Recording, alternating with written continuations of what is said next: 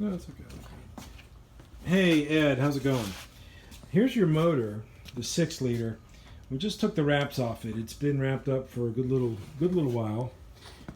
And just to go over it with you, the cam covers right here, or the I guess valve cover or whatever, those have been glass beaded. I remember doing those. I forgot about doing them. The heads I glass beaded. So we got a new crank in it, a new block. This is all just stuff I'm remembering. I think we put most of the pistons are new rings. The oil pan I blasted and painted it that orange, that Chevrolet orange. It kind of looks sort of cool. We got the intake manifold. We got all the wires for it. The exhaust manifolds, which we might want to go with a header. You know, a different kind of exhaust manifold just because it's better. And there's the steering shaft column that we're probably going to use. Put in your car maybe, because we got power steering, so you don't need that big huge wheel. But we'll keep the gauge in there too. And so this is my worker Lily. She's a welder, trained school welder and stuff, which is awesome. So I'm going to keep filming and take you out here to your car.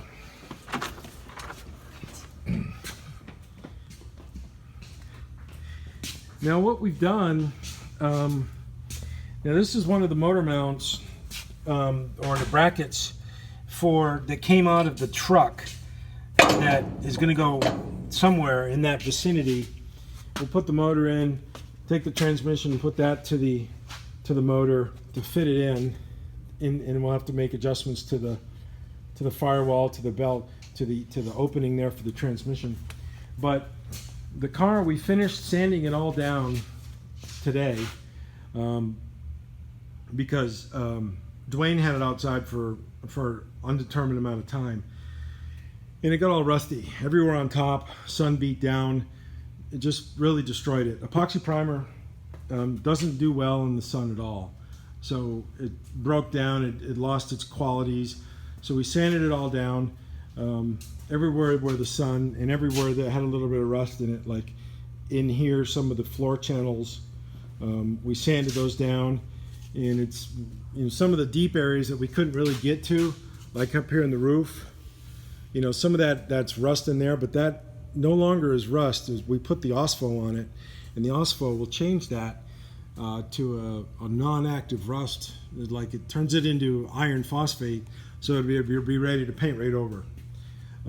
Even some of the areas like down in here where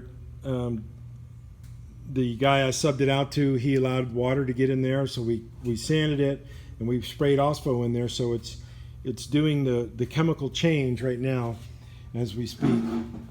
Of course, the floor, we're going to put it back all in one color primer. It probably won't be black, but it probably won't be gray. It'll probably be a mixture, so it'll be like a light black, a dark gray, because that's the best color I found that matches all the other work that we do. Now you can see here, that's the frame part that Dwayne made that goes with the rest of the frame. So what's going to happen here is very soon, once we get the motor mocked up in there and set, we'll weld in the motor mounts, and we'll make the modifications needed. And I've got your both floor pans. We're going to make a piece and go over there to cover the transmission, so it'll still have the stock appearance that this car had with the bolt-in floor plate. So we got 2 of those for this car and then the old car. So the 2 panels will make one that go right there. So what's going to happen is the car's going to come back here on the lift. That's a new lift I bought. It's in place, but it's not operational yet. It's bolted into the floor.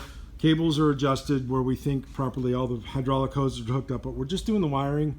You can see the wire there, conduit going over. It's got to go over there a little bit more. We ended the conduit right about there, so we got to come down over and get it wired up. But I'm leaving next week to go see my dad because he's dying of cancer, so we're going to be out of the net for about 2 weeks.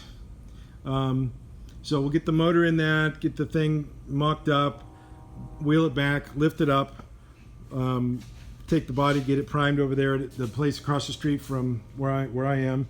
He does a lot of priming, and then we'll work on the frame, get the frame blasted again, of course, and then get it in powder coating, and get the airbag set up, and even some of the stuff up here, Ed. You know, these control arms, the upper control arms that came with the Mustang 2 kit. You know, I'm going to get those blasted. And I am back up in operation right here. That's my blast cabinet. But I'm not doing full bodies yet. I'm just not set up for that yet. I've got a paint booth right there. A whole bunch of pieces for it. That's going to be my blast booth, and it's going to be right in this area right here. It's kind of hard to see with a phone camera. But that's what's going to happen, respective of your car. And I think one airbag has got a leak in it or something, but we're going to go through all that and get it done right, get it set right. Back here is your fenders.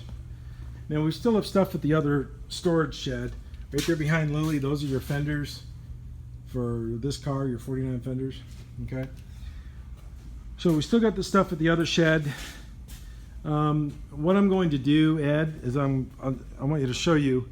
You see this shelf unit that I built right there?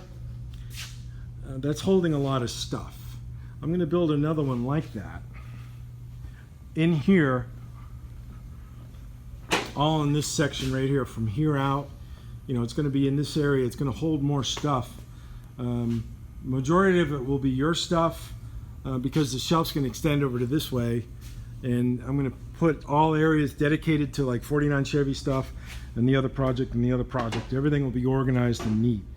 So it's taken a while to get reset up, reestablished in a new shop, but this shop is better than the old one. I've got a much wider footprint, a bigger footprint, more light. Bottom line up front, it's a better deal. So it's taken a few months to get the process going, get your car back and get it, you know, get some attention, get some love poured into it. But that's what's going on, Ed. So I'm gonna turn the camera around. Ed, take care and hope your family's well, and we'll stay in touch, okay? See you later, Ed. Bye.